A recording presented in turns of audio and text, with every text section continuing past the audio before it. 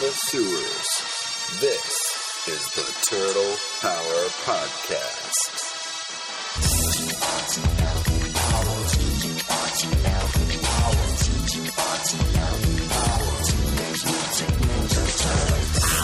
This is your audio source for all the news, reviews, and insight into the world of the Teenage Mutant Ninja Turtles. God, I love being a turtle! Now join your hosts, Brian, Alex, awesome. And Darby. Bossa Nova! Huh? Bossa Nova? Chevy Nova? Excellent!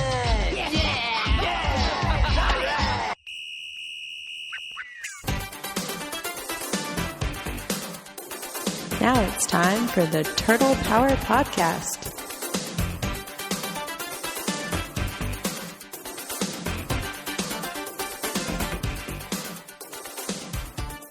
Welcome back to the Turtle Power Podcast. All right, let's get right back into our interview, part 2 with Randall Lobb from the upcoming TMNT documentary. After the interview, we'll take a moment to reflect, jump right into our character spotlight, answer some fan feedback, and present our song of the week. All right, Ryan and Alex, take it away. So, since this is going to be the definitive documentary of the TMNT, I assume you guys are covering all the incarnations of the Turtles as far as... Well, are you going to say moving forward? Well, we'll see. Let's start from the beginning. So we've got the 3 animated series. Do you guys have anything on the new animated series? Well, I know you got the toys. We would love to. Okay. And we've got a lot of stuff on toys. I'll tell you, the truth is, what we focus on most is firsts. Yeah. So the first movie, we really focus on. Mm-hmm. The first comics, we really focus on. You know, the first toy stuff, we really focus on. Yeah. So that's really where we've hammered. We don't have a ton on the second and third movie. Mm-hmm. We don't have. We have a bunch of stuff on 4Kids.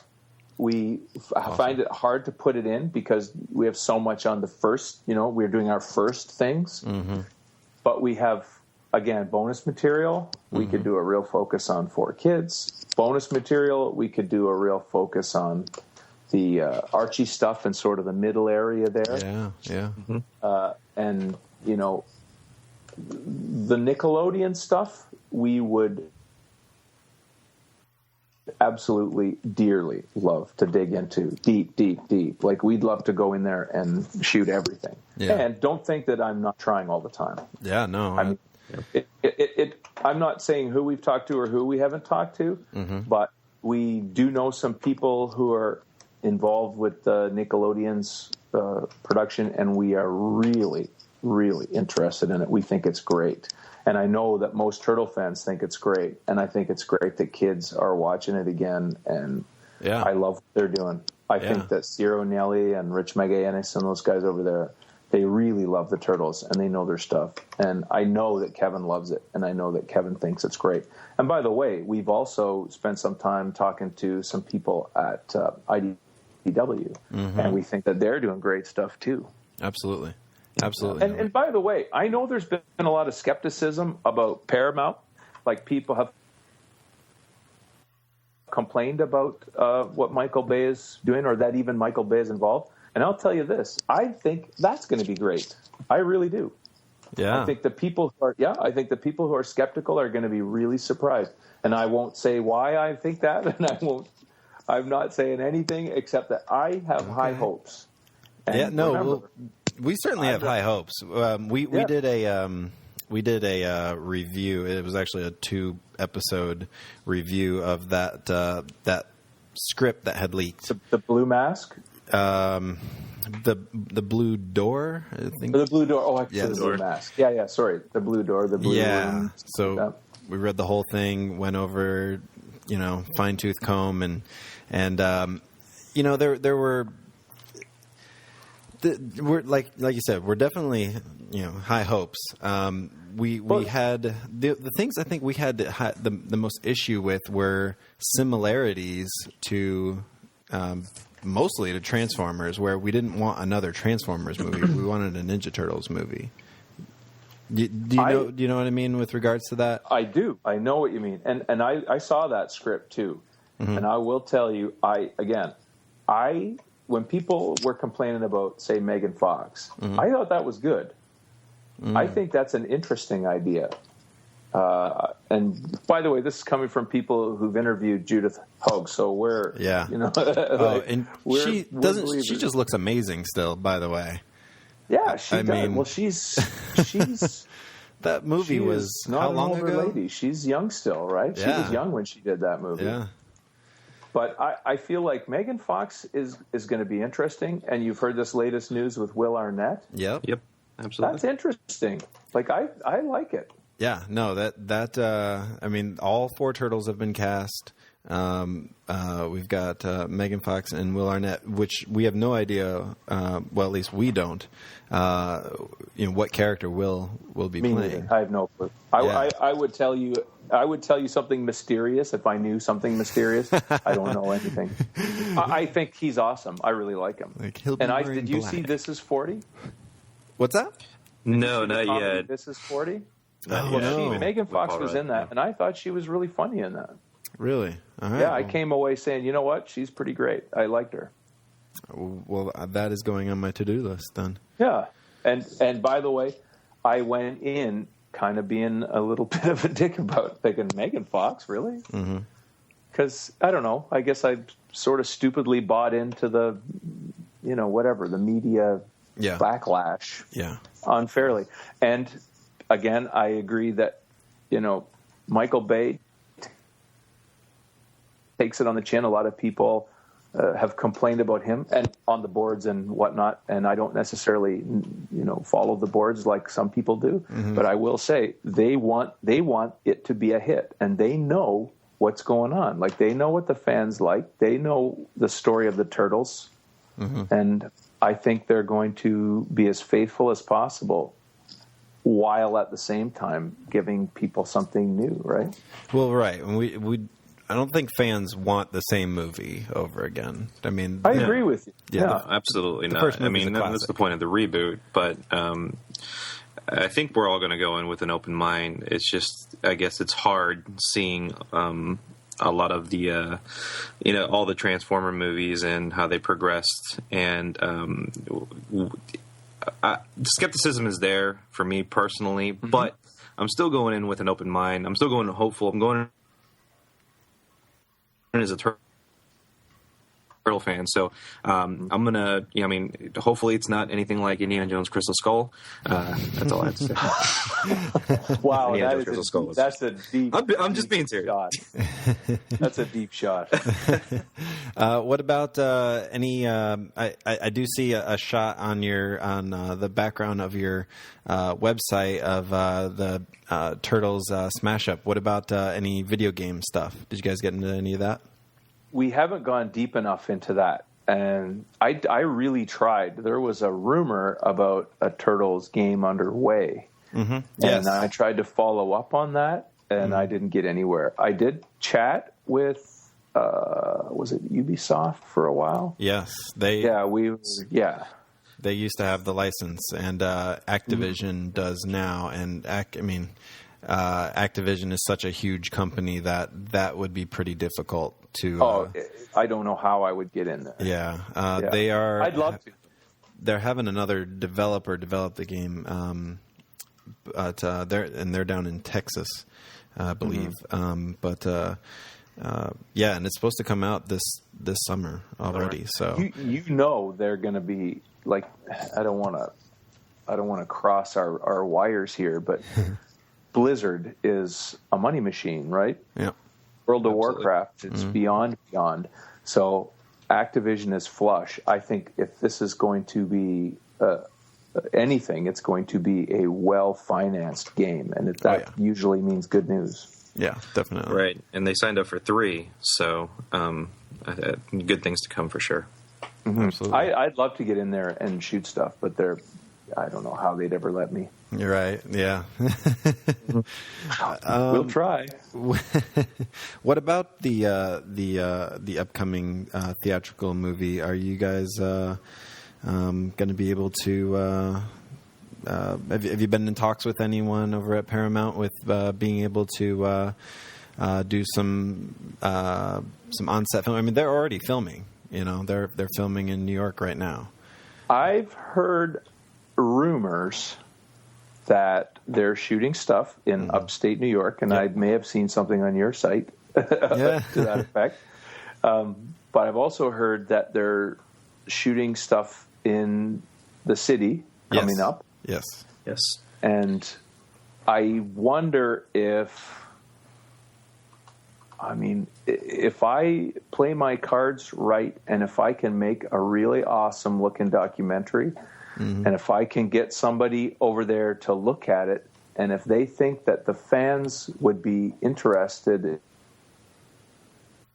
in us continuing to tell the story, I think that's going to be the key. The key is going to be them seeing that, we've got this history of the doc or of the Turtles. Yeah. We've got this doc that the fans would be interested in, and not just old fans, but new fans, right? We can get people up to speed on what's been going on in this unbelievable franchise. Absolutely. And I think at some point, somebody's going to say, whoever puts this out is the curator of this great history. Yep.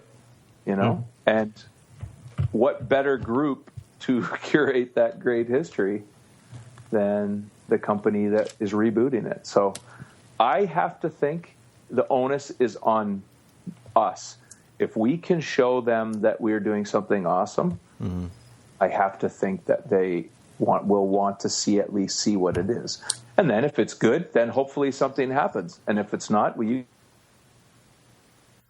can blame me, guys. You can say you did a crappy job. I hope I did. I'll say this. Isaac and Mark are super, super talented. Yeah.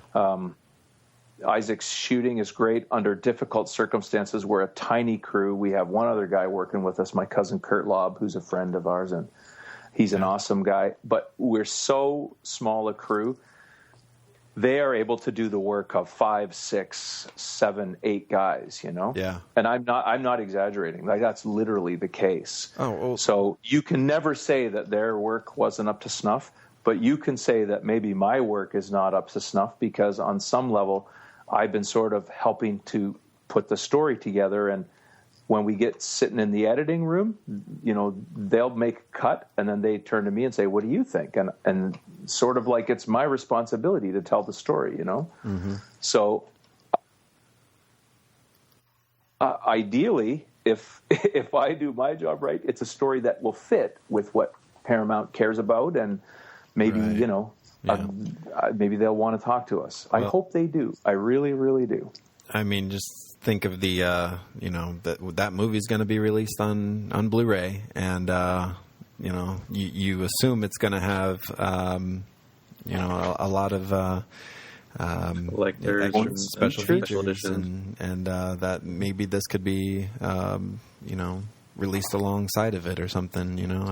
I could put together some bonus features that would blow some minds. Yeah. We could catch people up with the whole turtle story in an awful hurry. Yeah. and it maybe wouldn't be an awful hurry; it would be a great hurry. Maybe. Yeah, and maybe even have that be a teaser for the full documentary or something like that. So I mean, who knows? But goodness, I'd love to do it. You know what? I understand. Like, who am I? Right? I'm a high school teacher from small town Ontario, Canada. So I get it that if they're going to feel anything, it could be skeptical. Mm-hmm. I don't blame them for being skeptical. I'd be skeptical of me too. Yeah. I got to basically, imagine. If we can get a chance to prove it, and if we can prove it, I think it's awesome. I think in this case that the proof is in the pudding. I got to imagine if they watch, even the Chasing Turtle stuff, that they would be instantly hooked. I really feel that. So. Oh, I hope so.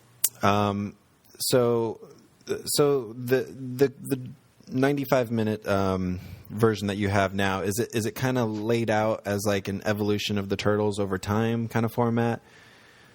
Start with the early stuff and very much so. Yeah. What you would see if you watched it right now is you'd see this sort of storyline that there's a line that Kevin has said and a number of other people have said, and what it is happy accidents. This was a franchise that had every chance to fail, and it never did. I mean, in spite of the fact that everywhere somebody went with it, it was laughed at. Me too, right? I laughed at it. Everywhere it went, somebody said, "Oh, there are a lot of ways to say no. There are a lot of ways for this not to work, and there are a lot of reasons for me not to pick it up." But it just kept getting picked up. Somebody would believe in it. Somebody would spend time and money and sweat and blood on it, and then next thing you know, there it is. It's something. Absolutely. And that, funny enough, is the story of us with this doc, right? That's why we love it.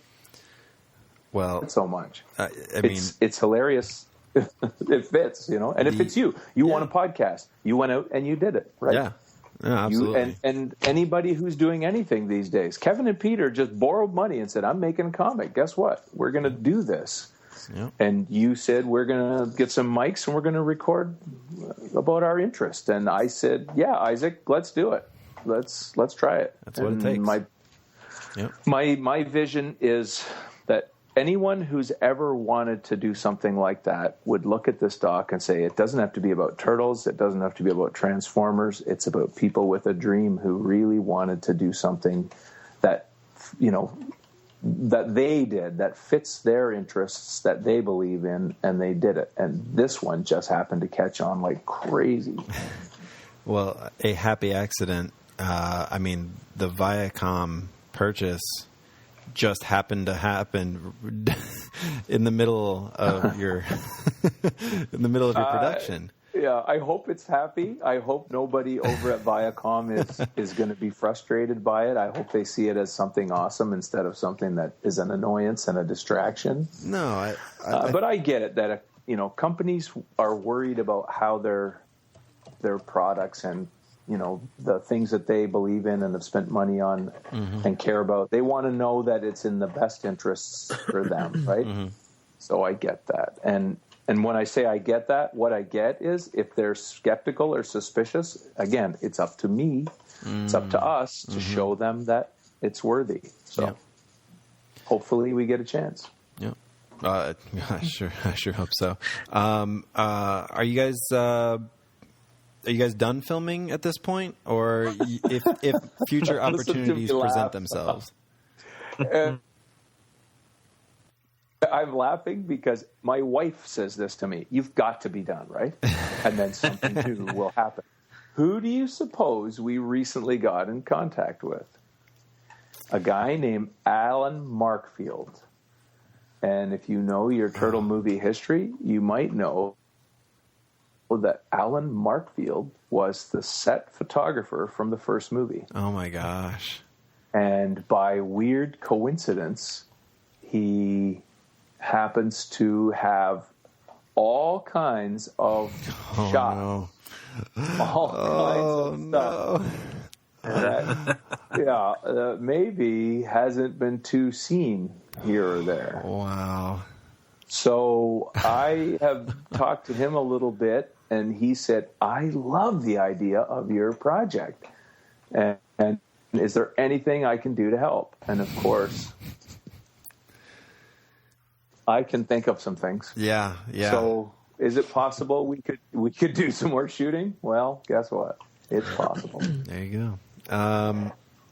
Speaking of shooting, what are some of the locations you guys have visited? I know San Diego Comic-Con, you got New York, the New York Comic-Con, right? Mm-hmm. We've been to the New York Comic-Con. That's Isaac and his cousin Rob, who helped Isaac because, of course, I'm a high school teacher. I couldn't go. We've been to New York for Tribeca. We've been to Northampton. We've done some Midwestern states where different people live.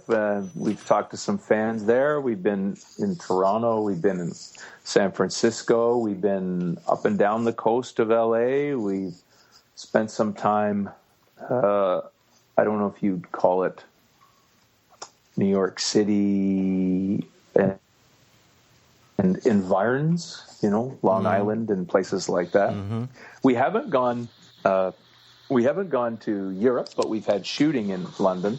That was the Steve Barron interview. Oh, wow. And we've done some stuff in Ontario. There have been some unusual things, like a comic writer from IDW just so happened to come to a town in Western Ontario, and Isaac shot him there. And, of course, we built some stuff here. When I say we, that's Isaac. He's a builder like crazy. Oh, wow. Isaac has built some stuff and shot it here. Mm-hmm. And so we haven't been too many places, but we've been enough places that when you realize that we're doing this all out of pocket, you start to think, okay. Yeah. No, that's, okay. Not just the blood, sweat, and tears, but the finances as well. So, and again, we all have day jobs. Yeah. Slimming of the wallet, absolutely. Yeah. Yeah. Well, you guys are doing the same thing. You're doing something that you believe in, and you put your money where your mouth is. And you just do it. Absolutely. What so a quick glance at your website will give listeners an idea of how many interviews you guys have done for this documentary. Yeah, I know what you're talking about. Do you have a favorite interview that you've done so far? I mean, I assume I do. Peter and Kevin would probably be, pretty high up there. But I have a few that are my favorite. Yeah. One of my favorites is the Brian Henson interview. Mm-hmm. First of all, everybody is a Muppet or Henson fan, and I can't think of anybody that would say I hate those Muppets. It's just that's not something you say. And that took place in Henson Studios in LA, and that's Charlie Chaplin's former office and studio. Oh wow! That's why you guys and a movie history buff. Yeah. Wow, how exciting is that? So that was a great interview, and that was an early interview, and that's when you sort of realize, okay, this is cool. Yeah. Our last interview, and I don't mean last like the last one we'll ever have, hopefully, but an interview we had with Peter last year at this time, right around now, was a very relaxed Peter, and he just looked so happy and so at peace, and so he just looked like there was weight off his shoulders, and he was really thinking back. And it was my first time to meet him because I hadn't been at the other Peter interviews, right? And I really found him to be an engaging, awesome guy, and I thought that was great. Our Kevin interview, where we had Kevin in, there's it's a dark set, and you can see a lot of stuff in the background, and he's wearing a black and white shirt. Mm-hmm. If you ever see any clips from that was a great interview because, he hung around with us and spent the day with us, and we built this set of sort of stuff in his garage. And he came in and said, "Oh my God, I can't believe you pulled all this stuff out." And, he was really a lot of fun that night, and he hung out with us, and we had a lot of fun. That was a great interview. God, I could just keep going on. Yeah. I love the interview with Kevin Clash that Isaac got, even though I didn't do it, because you just keep saying to yourself, "It's Elmo. It's this guy, this great big guy, is Elmo. How crazy is that?" And he was Splinter, and he's just a super talented puppeteer, and that was interesting. The documentary on him, exactly, fantastic.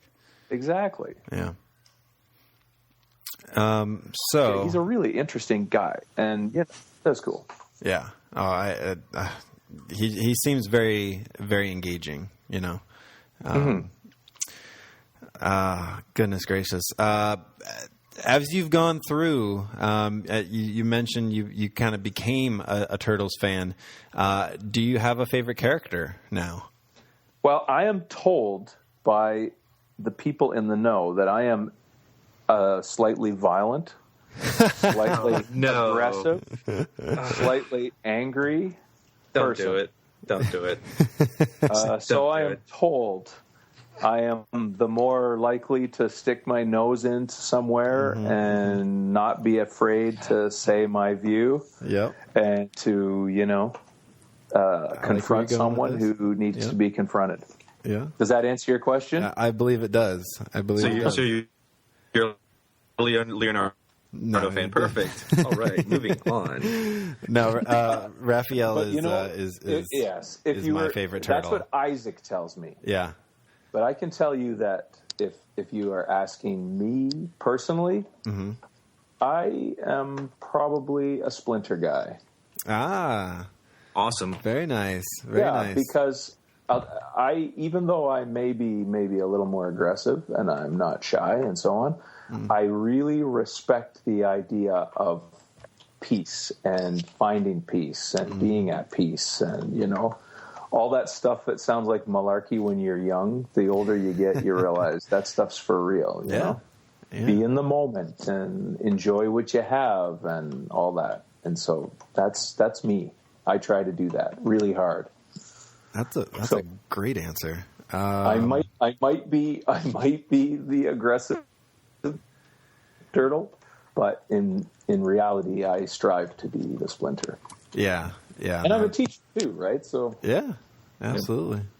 What about a favorite incarnation of the turtles, as far as movie or comic series? I'm old school. Yeah, I love the old turtles. I love the aggressive turtles. I like the big, blocky.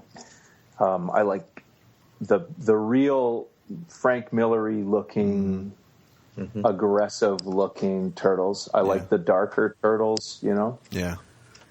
I like also the crazy offshoot stuff, like the people who've done really strange looking turtles. Some of the weirder incarnations. Yeah. Yes. Yeah. I like those. Again, I can't even begin to imagine what kind of artwork you've seen throughout the the making of this documentary. Gosh, I sure hope we get to see this. I promise you, somehow, some way, I'll get this thing out there. Yeah, we put too much into it. Like we will find somebody who wants to put it out. Yeah, period. It'll happen. Yeah. Well, and you'll see it, and you'll. And by the way, if you have a problem with it, you know who to contact, and you can say, "Hey, man, what about this? What about that?" And I'll do my best to try and make it happen. I doubt we'll have any problems with it, and I don't think so. If anything, the only thing I can even imagine would be that it wouldn't be long enough. Right, we would want more. Yeah, we would want so much more. Should have been there when we watched the 4.5-hour cut. Hey, no, I wouldn't complain. I would not. By the way, I don't think I'm saying anything I'm not supposed to say. Peter has seen that. Yeah. Yeah, he watched the 4.5-hour version. Oh wow! I'm pretty sure he did. Put it that way. He's retired from the company now. He sold it. He's got free time, right? He can. I don't know. Maybe he does. Maybe he's working on something new. You never know with him. Ooh, that's true. I know that he's providing some notes and stuff for some of the because IDW's been re-releasing some of the old Mirage Volume 1 stuff, and I know he's been helping out a little bit with that. So. But and I know he really had his everything into the 2003 series for the 4Kids series. Oh yeah, it's him all over. Yeah, it's him all. And I truly believe that's one of the reasons why I love that one so much. So. Yeah. So, gosh, man. I like, funny enough you say that. I like when Kevin does it. I like when Peter does it. And I like when Kevin and Peter do it. You know what I mean? I think each has really interesting stuff that they bring. Yeah, absolutely. Absolutely. The stuff that Kevin's doing on the new IDW series is fantastic as well. Yeah, it's very interesting. So. Yeah, they're talented guys, and they're doing something that is straight from the heart, right? That's the difference. Just those clips of Peter and Kevin drawing. Oh man, I could watch that all day. Yeah, literally all day. Especially Peter. Peter's just so calm and it's like you're sitting right there, right behind him, watching him do it. It's fascinating. It is absolutely fascinating. It's lightning in a bottle, is what it feels like to me. Well, somebody says that line. Who said that? We've interviewed people who said that. Really? Yeah, lots of people. Ryan Brown, maybe. Okay. Yeah. It's enthralling. It connects you to what's going on there. It's just absolutely fascinating. So, it's actually cool to be there to see people, and I'm not saying just them, to see anybody who can do something like that. Yeah. Like Eric Larson or or Stan Jim Sakai. Lawson or anybody. Yeah. Yes, exactly. Stan Sakai. You see Stan doing that, and he's just sitting there chatting, kind of half paying attention, Yeah. And you realize, oh my God. Well, how about this? Steve Varner did that first turtle freehand. He didn't do it from drawings. That's pretty weird, right? I live in Orlando, and we have some connections with some artists over at Disney, and we had a guy that we know. He's a Disney artist, and he drew. We were at an event, and he was just taking requests, and they would just say a character, and he'd just start drawing, with nothing, just a blank piece of paper and a pencil, and just start going. And 5 minutes later, he'd have this amazing piece of artwork. And that's a superpower. It is. It really is. It's absolutely fascinating to me to watch that. So, yeah, man. Really looking forward to watching this documentary. I'm so glad, and believe me, I can't wait to hear from people who see it. I really, really, really want to get it out there. And by the way, when I say I mean we. There are three of us. I'm just a spokesperson in this case, and those guys are just as desperate, even more desperate. I mean, Isaac's a lifer, right? Mm-hmm. Yeah, he's a lifer. Yeah, you, Isaac, and Mark. You guys, you three are kind of like the main guys working on this. So we're the only three partners, and then, as I mentioned, we have Curtis Lobb, my cousin. Yep. And he's friends with Isaac, like lifetime. He's a lifer too, and when he started with us, he was a film student. Oh wow! And so he literally paid his own way to come on the trip, just like the rest of us. Like, I want to come too, and he was involved. When we do a shoot, if he can come, he's there, and when we are editing, if he can come, he's there. He's helping us out the best he can, and super talented himself. Outstanding. It sounds like you guys have a solid group. I mean, you guys definitely have camaraderie. Watching those videos, it actually reminds me a lot. I keep forgetting you've seen those. Yeah, of course. It reminds me a lot of us, especially when you're the clip where you say, "Okay, no more cursing, no more cursing." We are it's a family show. Well, right, exactly, right. And the same way with the Turtle Power podcast. So, you notice I've been good. I haven't said any of the words. No, we have a Booyakasha button. So yeah, we have a Booyakasha button from the. In case any of our guests or any of us have one slip, but it's usually out. Usually me, but yes.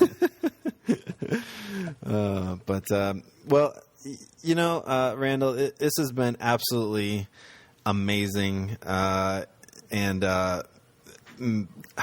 goodness gracious, I cannot wait to see this. I know our fans can't wait to see this. Paramount, Viacom, Nickelodeon, IDW. If anybody's listening, please contact Randall here. I mean, or Isaac or Mark, any of them, get this out there. Let's get it done. Please. Let's get this done, man. I'm gonna. You know what I might do? I might call them and tell them that you said that. I might call them right now, guys. You don't understand. and they're gonna say, fans are speaking. They're gonna say, who said that? No, they may not. They may not. You never know. So, how can fans keep up to date with the progress on the documentary? How can they connect with you and the? Well, you can if you want to follow. I don't even remember what the website's called, but you can probably search Turtle Power. The Facebook page. There's a Facebook page. It's Turtle Power. Or you can send me an email, lob@fopop.tv, or you can follow me on Twitter at the Lab Coat Guy, and you can send me a message and I'll respond. And you can go to turtledoc.com. Yep. Or you can get out there and YouTube. I think we got stuff out on YouTube. Yeah, you do. Yep. Mm-hmm. Yep. Yeah. And we just put it out there and see who looks at it. You know? Yeah. We will definitely provide links to all the different avenues to get to your content, because it is and so hopefully good. Again, if I say hopefully you guys will get a chance to see something. I'm thinking around the time of the feature film, you'd have to think that it would be a good time to get a doc out there somewhere. Absolutely. Yeah. We've got a little over a year. Is that right? I believe it's June 10th, maybe something like that. It's summer for sure, and we got about a year. I wonder if that's going to be the 30th anniversary right around there. Let's think. 1984, 2014. Yeah, I think actually that was one of the reasons why I heard why they did delay the filming and delay the release of the movie was to coincide with that 30th. So yeah, that's smart. Super convenient. Yeah. Hey, what's the saying? I don't know. I'm just sensing a method in the madness. Oh, great. Well, what about? Is there any way that fans, after they check out the videos, they will obviously instantly want to help out any way they can? What can fans do to help with the release of the documentary? Well, I'll tell you what. Some people have talked about, do we take donations? And the only thing we've ever done with any donations, and you'll laugh, but it's buy hard drives to archive footage. Well, if anyone has ever donated money to us, we've taken that money and put it directly into getting hard drives to save stuff over and over again. So we have redundancy saves, and that's the only thing we've done. Now, if somebody came up and said, I have $300,000. Do you want to get your mortgages back? Well, we'd think about that. Do you want to pay off your house now and the remortgaging of your house? Yeah, maybe we'd think about that. But we're so grateful. If anyone ever does make a donation, we just think, okay, now we can save more footage. We live in a town that had a tornado in 2010. Oh goodness! Yeah, a big tornado that tore through the center of town, and our partner Mark Hussey's house, or his apartment rather, was right in the eye of the tornado. It literally went right through his area. Oh goodness! And I just at that moment you realize, wait a minute, you're only as safe as your storage, right? Mm-hmm. Mm-hmm. So that becomes a whole issue. And you think of these, how many 200 and some hours of footage?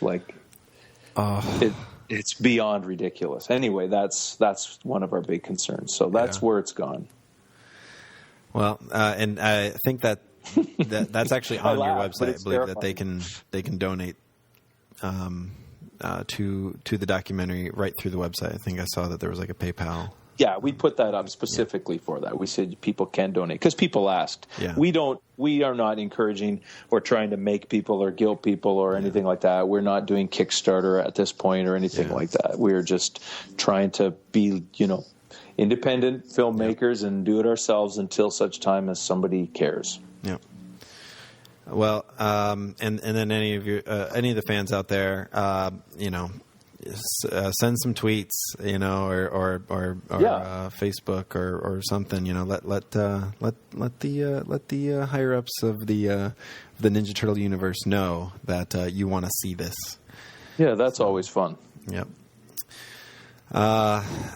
Randall, it's been an absolute pleasure. No, thank you for being patient. I go on a long way, and I realize it's going to be hard to cut around. So you're very patient and kind. No, it's these stories are ridiculous, and I'm pretty sure I can speak for Alex that listening to you just talk about these is just mind-blowing. Well, I've been captivated for an hour and a half. Yeah. Which is why I really haven't said much, which is why I'm that much more excited about this documentary coming to fruition, because I've literally just been captivated and just I've been listening almost as if I was a little kid sitting down around, not calling you old, but around my grandfather. No, go ahead. I can't wait to tell my wife and kids that somebody actually wanted to listen to me. That's where I am right now. Maybe it's just your voice. It's a wonderful voice. It's... Don't be sure to tell all your students that as well. He's saying, guys, let's not do that. It really it was very captivating. I'm very excited, and now hopefully Ryan and I and Darby, who is absent today, will end up making it to California soon for PowerCon, and now I will be going to the Cactus Taqueria. I will drive for it, and I will tell them that you sent me. I will make sure to do that. We will have to make a side trip. Absolutely, no doubt. It's a good pilgrimage, guys. It's worth it. You'll find this is the funny part. Somebody's sitting there listening. That's the worst. Somebody's yelling at the iPod right now. It's just random fluke that one happened to get a good review and we popped in and fell in love. Yeah. Yep. It's easy peasy. And Randall, I hope that when you have some eventual good news, because I have to believe that you will be hearing some, that you will come on and tell us all about it. Oh, well, come on anytime, and I'll tell you what, next time I'll bring Isaac, and you guys can geek out all the way, and you'll find out that I know nothing about the Turtles compared to that guy. Hey, it's... we're all fans. There's levels of fandom, but we're all fans. That's the important part. And I certainly don't claim to be an expert. This is a growing experience for me doing the podcast, and for Alex we learn and Darby things as well. every day, new things every day. Absolutely. Well, that's what makes life good, I think. Absolutely. Yep, absolutely. So wonderful. So for Alex and Randall, we are signing out. Thanks a lot, everybody. Yeah, take care, guys. Be good. Thank you. Bye. Please, a moment to reflect. Awesome. He was amazing. He was amazing.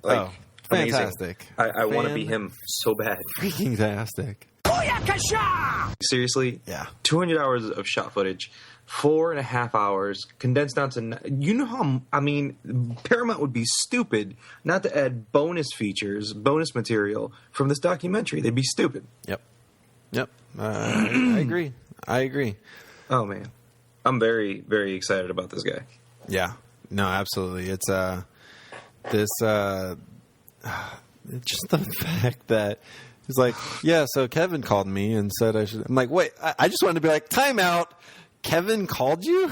Right. I had to keep composure with it. This guy experienced everything that we want to experience as lifelong fans. And in turn, he became a fan throughout the process, which is awesome. But he's literally experienced, Peter Laird drawing, Kevin Eastman drawing, Kevin Eastman calling him. Having dinner with these guys. Yep. Staying at Kevin Eastman's house after just talking with him on the phone, after a couple times. Yep. He's like, well, you didn't really know me, but, we'd already talked a few times. Blah, blah. It's not like he didn't know me. Well, he never met you. So, Kevin's going out on a big old limb, but, that's just who cares? Like, that's awesome. Yeah. Everything was awesome. I mean, I love Canada.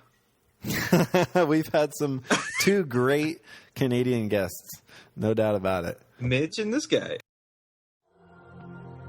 You start with a blank piece of paper, and you end up with something. Just happened to be on the bus on the right day at the right time to find this magazine that somebody left behind that made me pursue my career goal of wanting to write and draw comic books to this place in Northampton, which led me to Peter. Nothing about it was planned beyond how do we do a 40-page comic and make it at least halfway decent. There's too many happy accidents.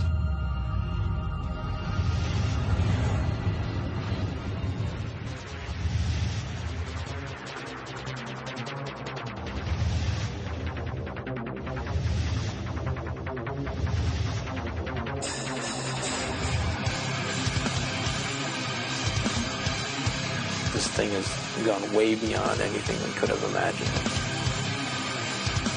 On one particular day, these black and white comic books came in. There was nothing else like it. M. Donatello. There was a real Ninja Turtle you believed. You could perform a face through expressions.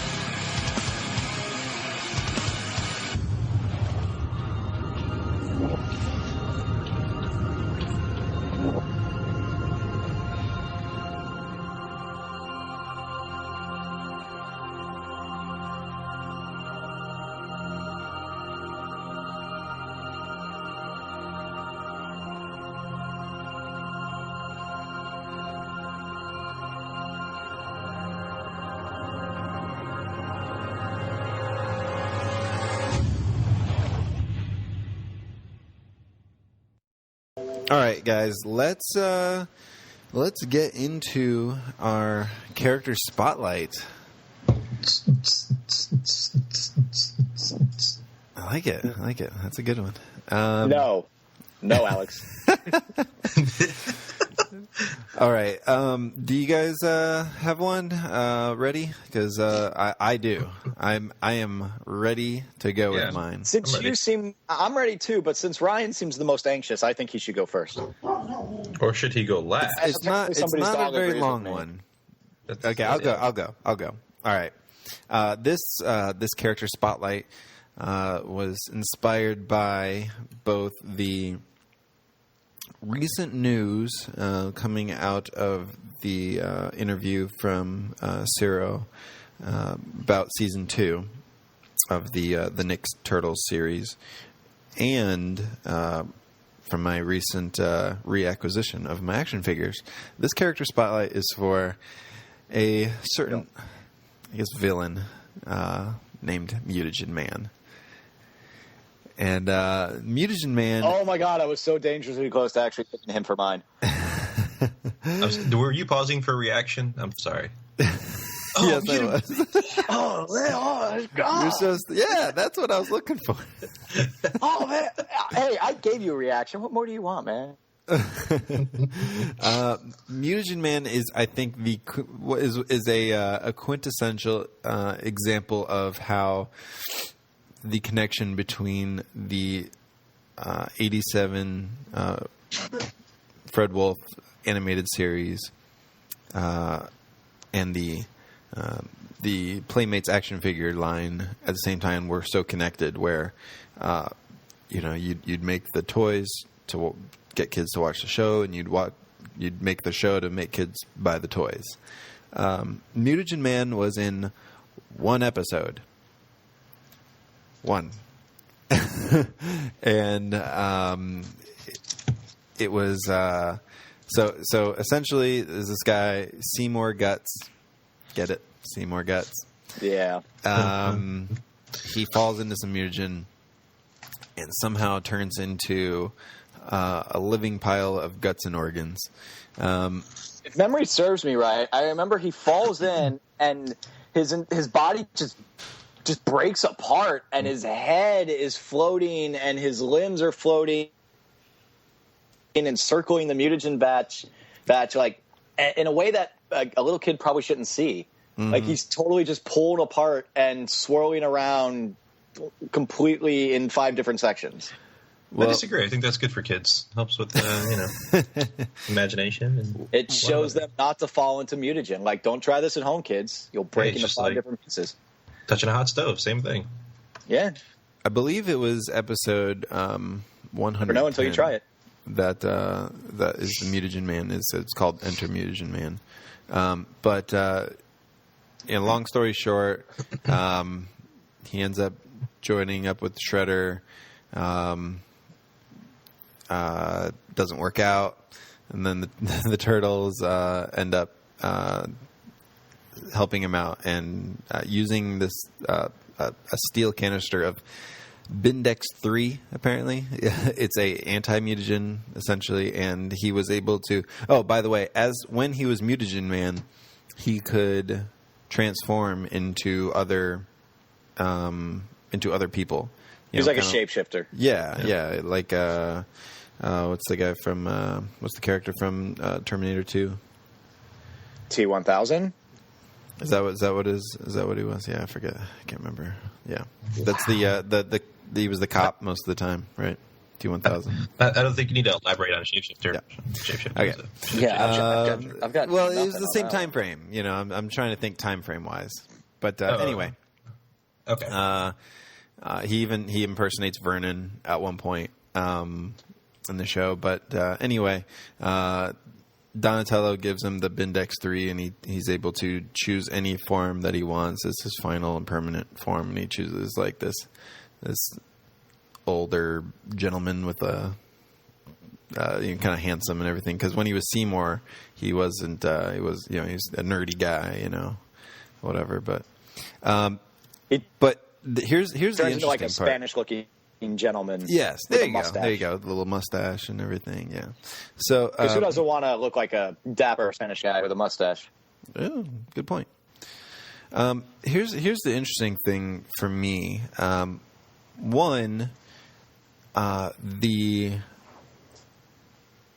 Everyone seems to remember Mutagen Man, even though he was in one episode, right? And that has to be because of the action figure. That's the only reason why. Something about this action figure really connected with kids. I think it mostly just traumatized them because it's a head on a spinal cord. Well, and then here's the other thing too about it is that the action figure more or less is identical to how he looks in the show, except for the face, the head, if you will. The face in the show is a full skull with eyes and a mouth. The action figure is much more gruesome. It's a very tiny little skull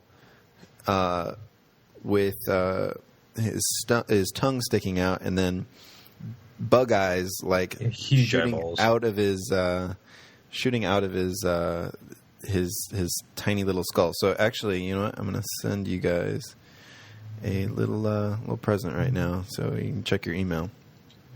And then can't you see like all his? Couldn't you see like all his like innards, like his internal? Yeah, you can see like his kidneys and his organs and stuff. Heart. And, see more of his guts, man. Yeah, see more guts. There you go. Yeah. It was produced in 1990. Like I said, other than the skull, it's almost spot on. It's got the same, the feet. Oh Jesus! The hands. Did you get the email? Yes, I did. I'm liking that Donatello's also in the picture, though. Yeah. So I'll put this picture up on the Twitter feed. It's essentially a picture that I put up just of Mutagen Man and Donatello, and Donatello's on the little sewer skater. Is that what it was called? Cheapskate. Is that what it was called? Cheapskate. So, but yeah, which ironically they were not. No. In fact, they were not. So yeah, that's my quick and dirty character spotlight. Dirty. Well, maybe here's the other thing. Why would you send me that picture? The maybe because the action figure, you could take the top off and you could fill it with liquid. I wonder if that was why it was so, memorable to kids or something. Because I remember filling them up with water and whatever. But even though you're supposed to do mutagen, but so anyway, mutagen, which was sold separately for $20 a pop. So that's my character spotlight, guys. Cool. Yeah, well done. Very done. Yay. Fake claps. That's probably the best one I've ever done. It's definitely the most prepared one you've ever done. It's true. Yeah, I think my favorite of your spotlights has been Backstairs Stockman so far. But that was good, though. Thank you. It was much more prepared. I can tell that you've been working on it for a long, long time. Instead of just flipping through a book and picking a random character. That's true. Speaking of flipping through a book and picking a random character, I'll go next. No, I've actually been wanting to do this one for one particular reason, and I'll get to that at the end of the spotlight. It's actually part of the spotlight, but his name was Complete Carnage. Now, he didn't really make many appearances on in the Turtleverse. He did it was couple comic books that he was in. He started out in TMNT Volume 1, and his actual name was Mac Wazowski, and his kind of origin. It does sound like Mike Wazowski. It does sound like Mike Wazowski. Not to be confused with Mike Wazowski.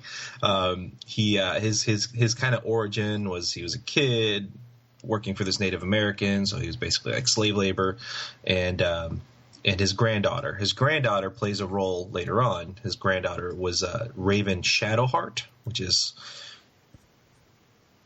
not that's not stereotyping at all. And then the actual Indian or Native American. Sorry for all you Native American listeners. Was Hazel. Those. Yeah, Hazel McIntyre. Well, what ended up happening with Max is he walked on an Indian kind of like a burial ground. It was like sacred ground or whatever, and he was cursed from that day on. That's been basically his origin. That is his origin. So what happens? One wonders. He's a construction worker in New York. Of course he is. And he gets struck by lightning. And the lightning mutated him. I mean that's how he mutated. The lightning mutated him. And at the same time, there was a girl jogging in Central Park who got struck by lightning as well. Go figure. And what ended up happening is this rivalry, this began between those two people. He was known as Carnage, later on Complete Carnage, and she was known as Radical.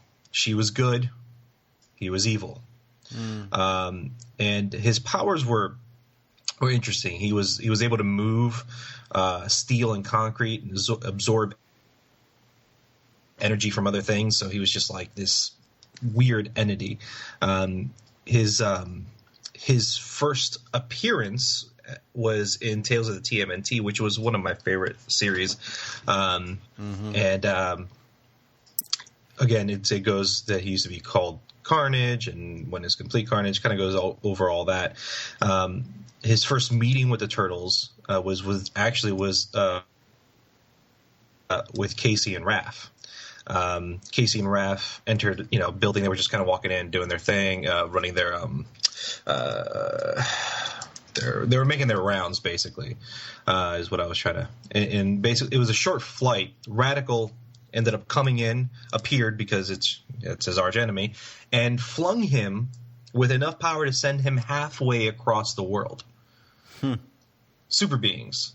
And he didn't quite make it across the world because he bounced off a 747 and crashed into a temple where this cult. What was that? Meant to hit that 747. Yeah. Couldn't do it again if I tried.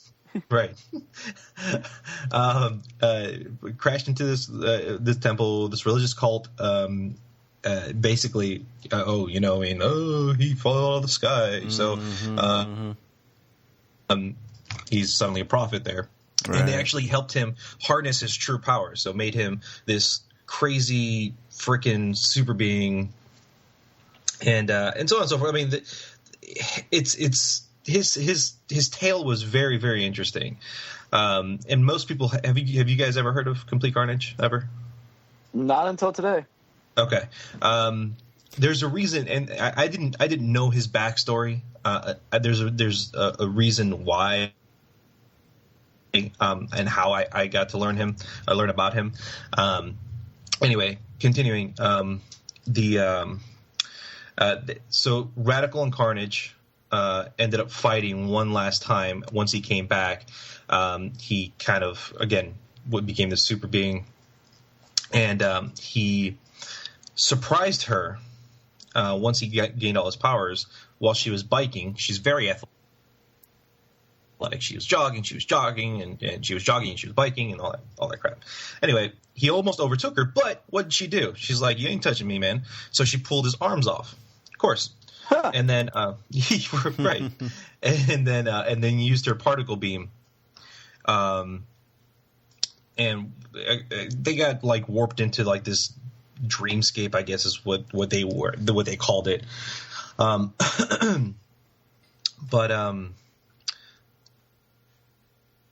but this is where it really got interesting to me. He appeared a couple other times. One specific time, so he got liquefied and died, and that actually ended up happening in that same battle with Radical. But remember, she pulled his arms off. He was cloned. The Turtles. He started rampaging Chicago, all that crap, and I didn't really get too much into that because I haven't actually read that, so I don't want to read that particular part of the series. But where I learned about him was in Tales of the TMNT Volume 2, number 41, and that took place in the future. In the year was 2080, and what happened is Carnage, or Complete Carnage, finally killed Radical. The thing with Radical is she has become Leonardo's soulmate. That's right. My boy finally got some. And what really made it an emotional comic was Leonardo ended up killing Complete Carnage, and that was Leonardo's final kill, and he died. That was his last kill ever, and he cleansed himself of all the death that he's brought, and he was at peace to die.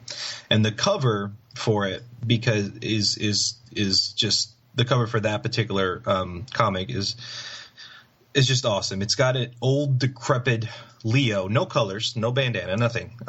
It's just an old turtle, which we know as Leo, just wrinkled up with a futuristic sword. It's all digitized and it's steaming. And he's up in the in like what looks like the Central Park area, and it's got like this very futuristic backdrop of a city. I'm gonna want to see a shot of this. I'm gonna want to see a picture of this. Yeah, what I'll do, I'll take a snapshot of the comic cover, and I'll message it to you guys. Yeah, you can put it on the Twitter, because it's really sick. But that's my character spotlight. Someone who nobody's really heard about, and I didn't really hear about until then, and went back and reread and kind of learned a little bit about him. He's a really cool guy. Yeah. So if any of you guys are wondering what he looks like, and are familiar with like the Justice League, or he was in certain Batman comics and stuff like that, he looks just like Etrigan, the demon. I think it was Justin Blood or Josh. I'm Joshua Blood. I can't remember what Etrigan's name is. I don't really care. But he looks almost identical to Etrigan. I'm going to post a picture, just kind of a drawing of Complete Carnage on my Twitter feed, so you guys can kind of take a look at what, or you can just, be proactive and not have me do it for you and Google it, but it's up to you. And I was going to say, as you've been describing him, it sounds like a character that would have been in a DC or a Marvel universe. Because, the Turtles characters do kind of have a certain, I'll just say weirdness, for lack of a better term. But this sounds like more of like some sort of a character that we, with a backstory that we would have seen in like a DC or a Marvel. Oh, yeah. Dude even wore a cape. Really? Yeah, he even wore a cape, except for in the Savage Dragon turtle mashup that he was in. He made a brief appearance there. Because it was Savage Dragon, everything's completely roided up. Right. He looked like a messed up Venom is what he looked like in Savage Dragon. Huh. So completely roided up and just ready to go, and well, go even make a couple $1 million, hitting baseballs, because he was roid rage. But I have a few screenshots of I was gonna say Etrigan, of Complete Carnage that I'll shoot out. A couple like in the comic strips, and a couple. Some people actually, like, I don't know that he was actually an action figure, but a lot of people, he may have been a McFarlane action figure, actually. I'm not sure. I'm gonna take a look at that, or if it was just people being proactive and making their own action figures. That's a possibility too. Customs. They're going back to what you were talking about, the Savage Dragon version of the Turtles. Even as I've been getting these TMNT classics from, which are, again, they're the Mirage issues that are being re-released by IDW. Some of them are they're picking certain issues from a special called Shell Shock, and another one called Turtle Soup, and that's where they have a lot of other artists and writers come in, and some of the versions of the Turtles are, just so different from what we're used to seeing. There's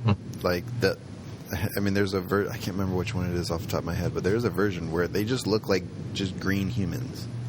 Like, their faces don't look anything turtle. They just look like green humans. Yeah. Wearing backpacks, essentially.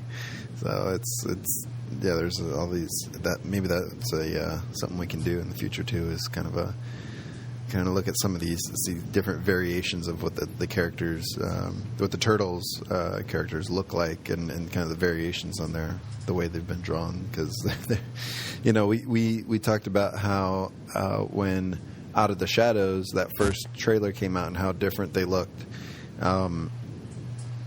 In all actuality, that's nothing new to the Turtles franchise, but maybe to the masses, it was kind of a different, it was different for the masses. So, but very good. That was a really good one. That was a really good one. That's I've got the, let's see, Tales of the TMNT Volume 1. I guess first half, which that is Tales 1, 2, 3, and 4, and then 5, 6, and 7 should be sent very soon. I think it's out already, but the Image Corps hasn't sent it yet. But and then, like you were talking about, the Tales of the TMNT Volume 2, which is the more recent one, just from like the late 2000s, and that series went, a lot of issues, a lot more than 7. Yep. Yeah. So, very cool. Very cool. Darby? Oh, is it my turn? All right. So, mine's not going to be nearly as long as the last two, but I still have a good read reason for wanting to do this.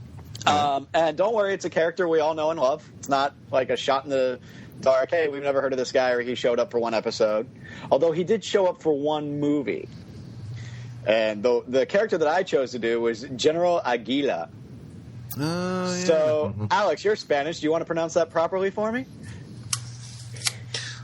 Aguila. I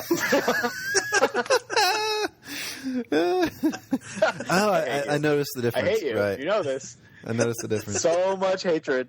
I hate you. Anyway, so yes, General Aguila. Anyway, I chose to do him.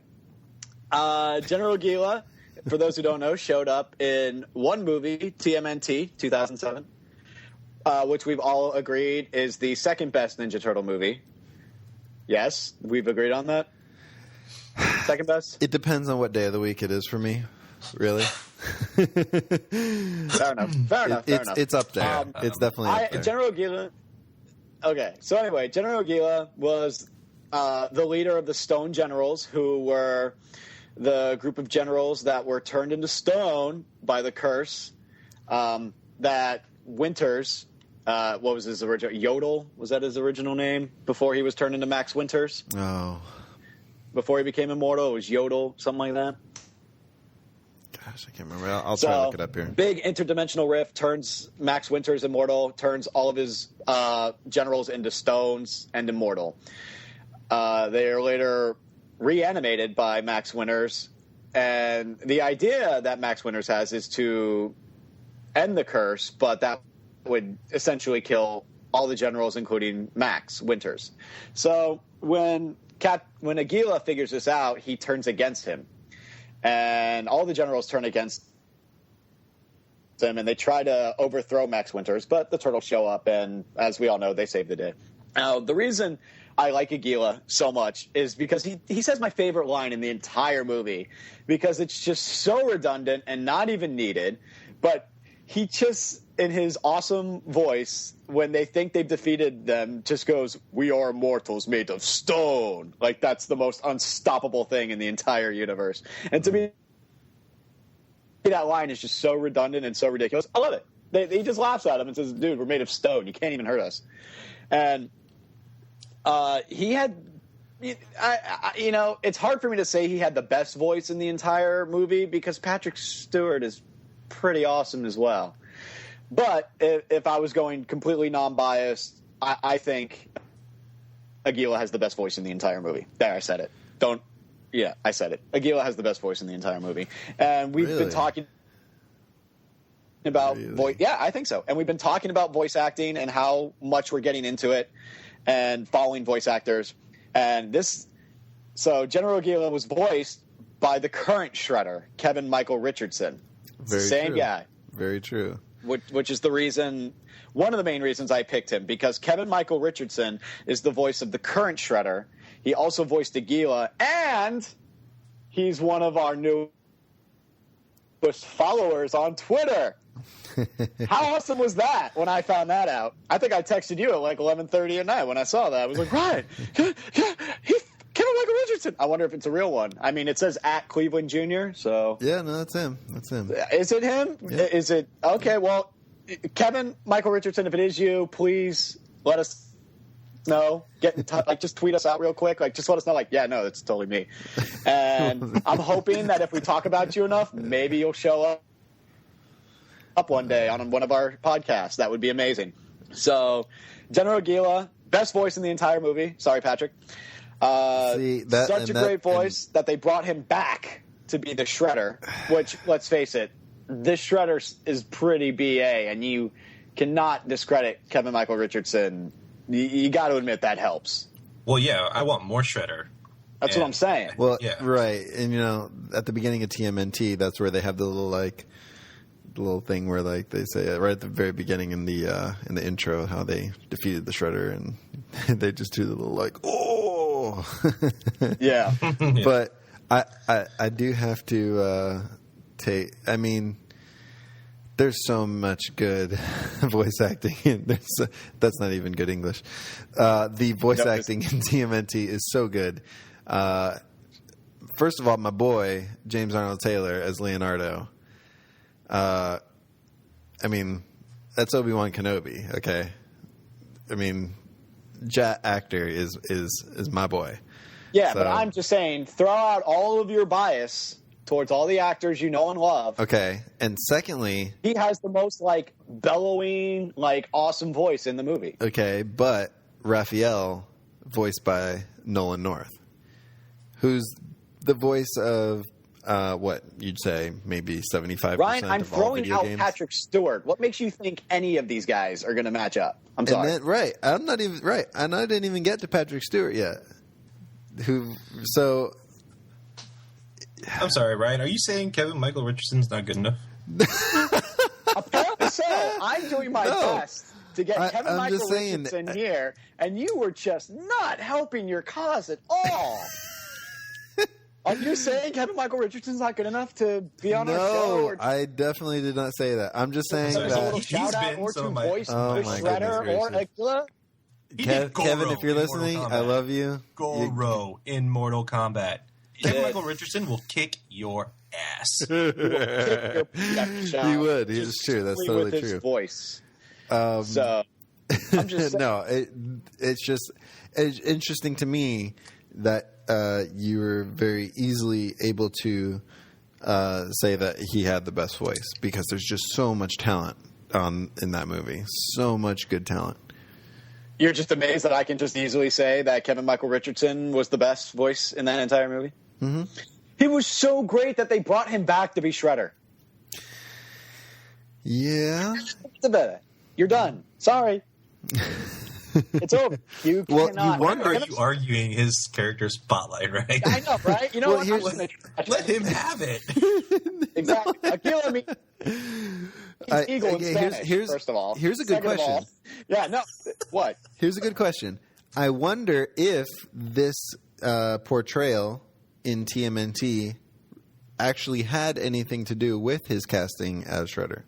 Oh, I'm sure it did. They were just like, you know what? We have Patrick Stewart different here, and Kevin Michael Richardson is blowing him out of the water. But it was different ownership. You know, this was TMNT came out when it was still under Mirage, and of course the next series is under Viacom. So, I mean, it's a totally different group of people.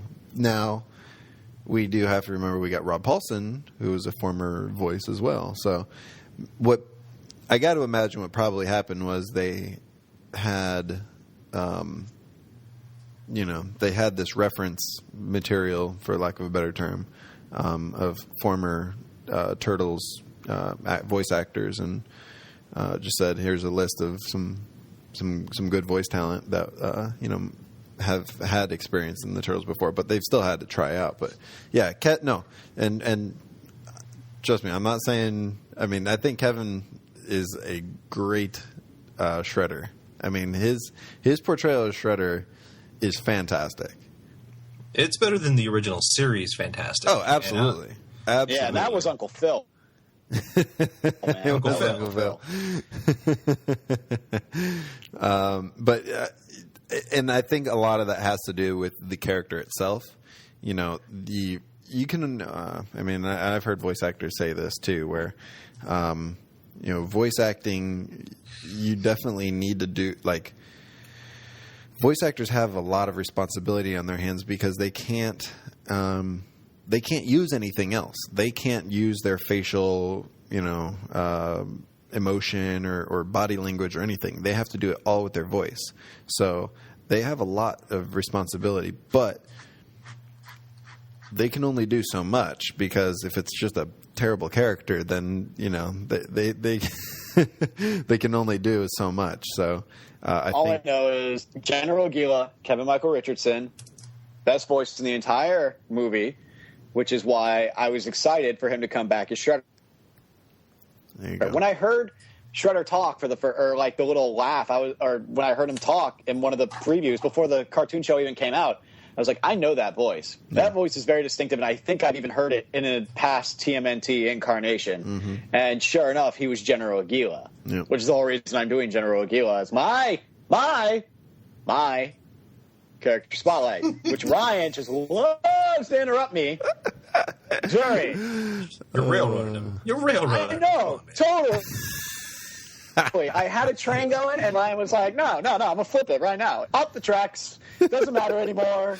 Darby, even though you let Alex and Ryan talk for like 20 minutes apiece for their character spotlights, I'm just going to flip this train right now, 2 minutes into it. Darby even said that was your best character spotlight today. I know, and Ryan's just like, Darby, no, I don't like it. No, I disagree with your... First of all, because I know this guy from a Star Wars spin-off cartoon show. Obviously, he's better than Kevin Michael Richardson. What? No. James, I'm trying my darndest James is to a get great Kevin guy. Michael Richardson on this show. And I would love it if Kevin Michael Richardson came on this show. Oh, I would. And the love entire to time also. he could just talk. I won't even speak, and I'm sure a lot of our listeners would love that. I would just sit there and listen to Kevin Michael Richardson. How are you going to explain to Kevin Michael Richardson this podcast, Ryan? What are you going to do? Yeah, he's going to be like.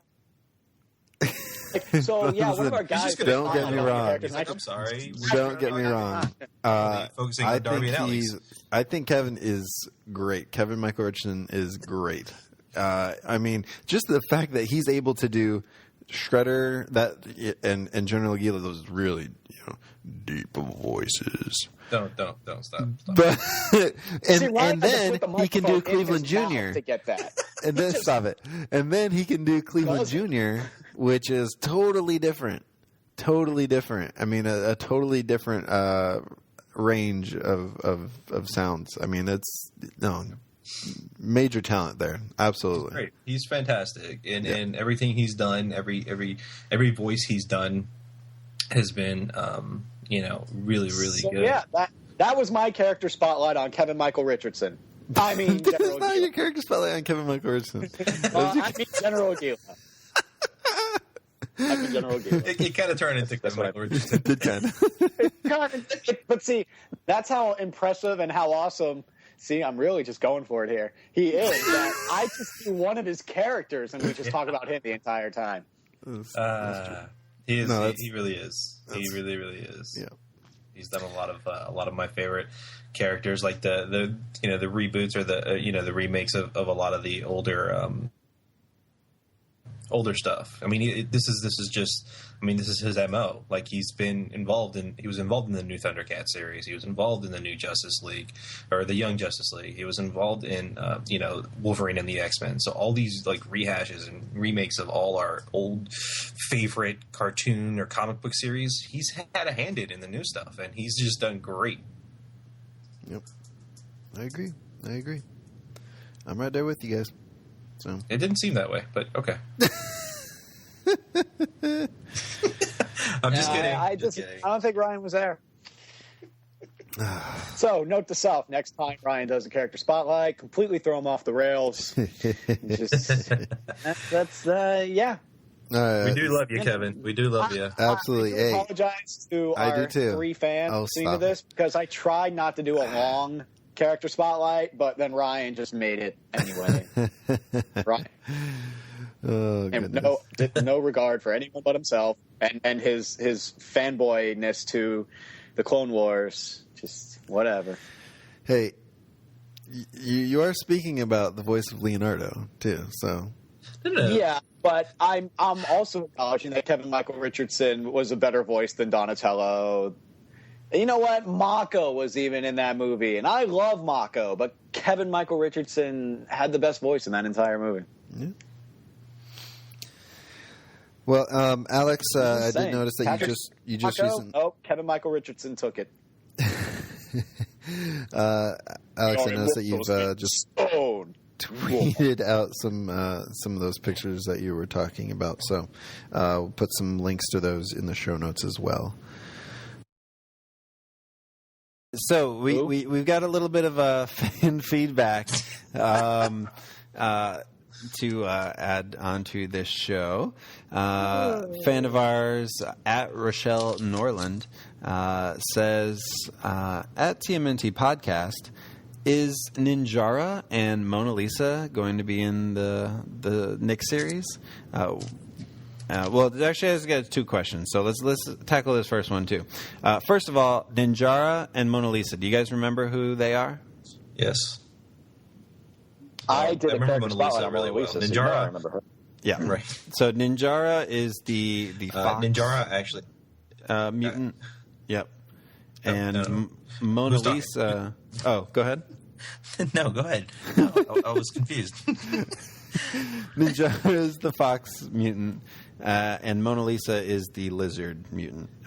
Both female. Ninjara. Yeah, Ninjara in the Archie series actually lives with the turtles for a while, and I think she dates Raphael for a while.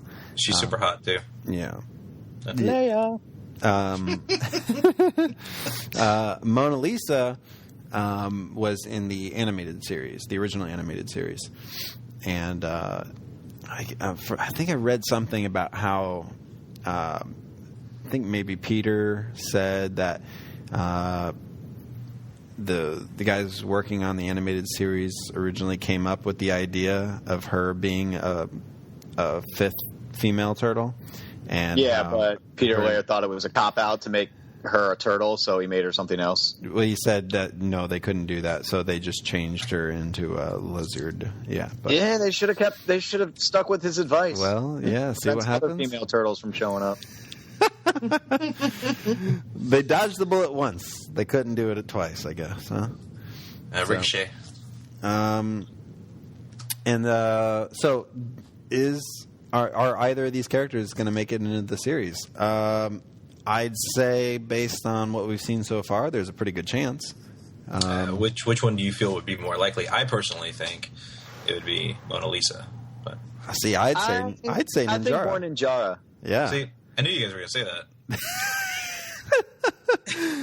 that. The only reason is because Mona Lisa's character, she didn't have a whole lot of character. She was a girl that got turned into a mutant, and she just kind of hung out with the turtles for a little while. Ninjara had one episode. Yeah, Ninjara had more of a... Now, Mona Lisa, if we're going to go the Mutagen Man route, then we might say Mona Lisa because, as we talked about, that Mutagen Man's going to be coming into the series, so... and he was only in one episode, so maybe Mona Lisa too. So, or who's to say? I mean, maybe we might even see Lotus Flower. Who knows? The possibilities are endless. We might even see a Rainer or Lotus Blossom. I think I'm screwing up her name. Was it Lotus? It was Lotus Blossom. It was Lotus Blossom. Okay. Yeah. She's been replaced by Karai. Like that's pretty much that situation. Well, yeah, they never flat out said that though. It was just people just assumed that she was replacing Karai. We don't know that. All I know is that when we get to talk to Zero, I will be requesting a certain female to make it onto the show. And it's not going to be Ninjara or Mona Lisa. Venus de Milo? I didn't say that. Did you say that? You said that. I didn't say that. I'm just Alex, why would you say that? I wasn't talking about that at all. Alex, no. No. You know what? Female characters aside, am I the only one that really wants Usagi Yojimbo on the show? Oh, no. Absolutely not. Oh, that would be amazing. That would be absolutely... I mean, that would be a really good one. That would be a really good one to include. Maybe him and John show up at the same time or something. Well, if of all of these, and Ninjara actually had a comic book made for her after the Ninja Turtles series. So if you were going to include her into that kind of realm where she became something more besides the Ninja Turtles, Usagi Yojimbo would be at the top of that list, no doubt about it. See, for the female character, I feel like they're, if each of the turtles are going to get a girl, I mean, Leo and Donnie are already set. Ninjara should probably show up for Raph, and then if Mona Lisa was going to show up, have her for Mikey. I'm still trying to think of a girl that Mikey would go for. Hold on, I just figured it out. No, Mikey's busy playing with video games in his teapot, so I just figured it out though. April becomes Ninjara. Boom. No, that's going to happen. You wait and see. What are you talking about? It's not going to happen. She's training right now with Splinter. I know Splinter's a rat. She'd have to have a pet dog Or no, it's a fox. Dang it, that doesn't work. She finds a fox. Yeah, and you were trying to be like, foxes have red hair. April has red hair. Obviously, that's what she would mutate into. Well, and Ninjara is a martial artist. Oh, Ryan. She kind of looks like April does in the new series. Just want Raph to steal April. That's no, thing, I don't. Man. I absolutely don't want Donnie's that. already got dibs. Donnie's got dibs on April. That's fine. That's fine. Until Jones shows up and just messes everything up for Donnie. I already feel it's going to happen. It's going to happen. Okay, hold on. Let's move to our second question. When is the second new season going to come to Nickelodeon? I don't think they've announced a date yet. Season 1 debuted in late September 2012. So as of now, I would assume a similar time frame for Season 2 debut, late September-ish. Around when all the other fall shows start up again. So sound good to you guys? Yeah. Yeah.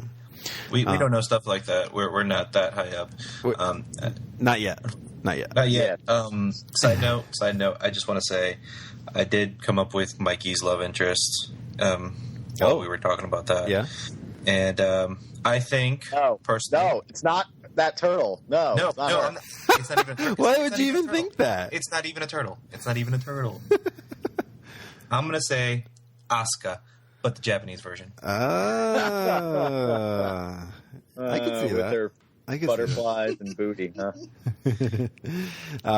Rochelle also. I think if Asuka ever showed up on the show, Mikey's voice would instantly get deeper.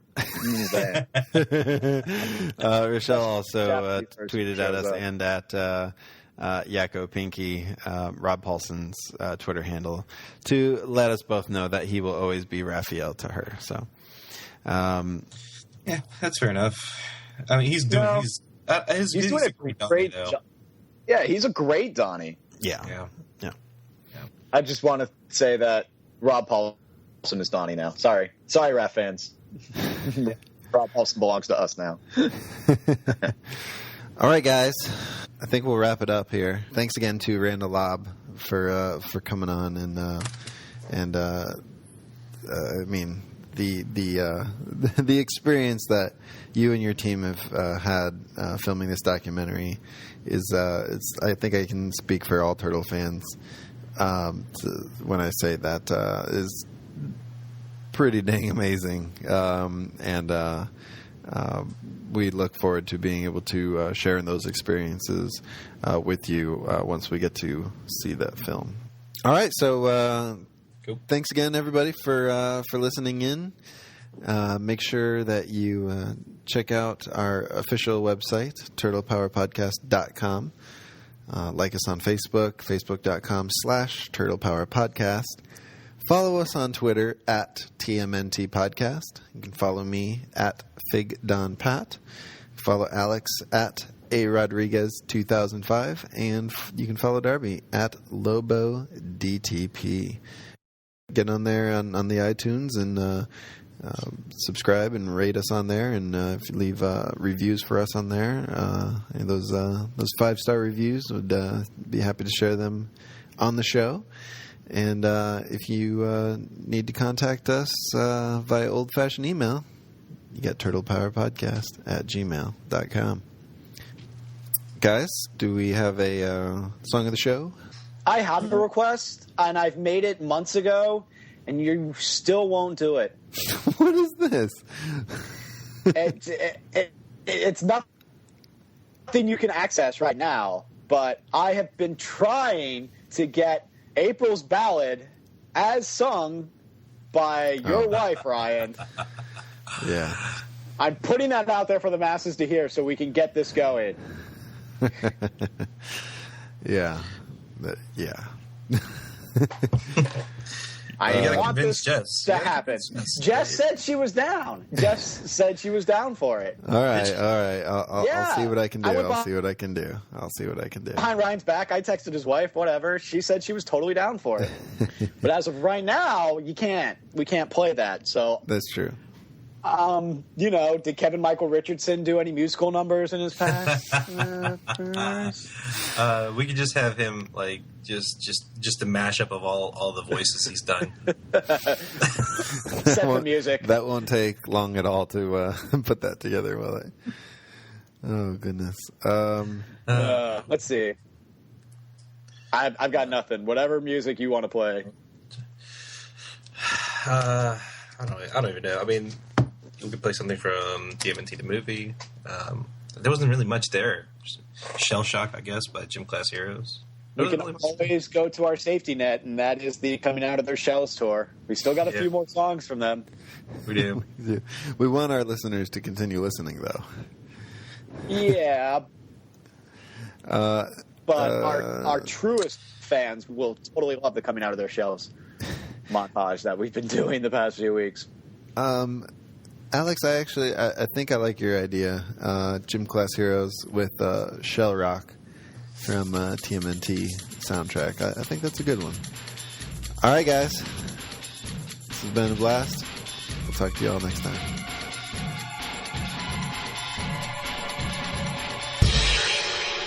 Skilly bebop, we rock steady over kicks and snares. So what you scared for, unprepared for. Tunnel rat schematics, far from your average rappers. New era, we rockin' sewer caps. Breathing bricks, exhale, train rail. City life at its finest, leave the nonsense behind us. This is how we do it. I'm just a hooligan, drunk, walking legit. Spitting raw sewage, split cell movements, turnstile jumper. Punk step up to get beat down bumper. Alias in bright colors, so bright, leave you crying like late night mothers. Hoverboard kick flips, landed a little to the left as you can bet the end result was a split lip.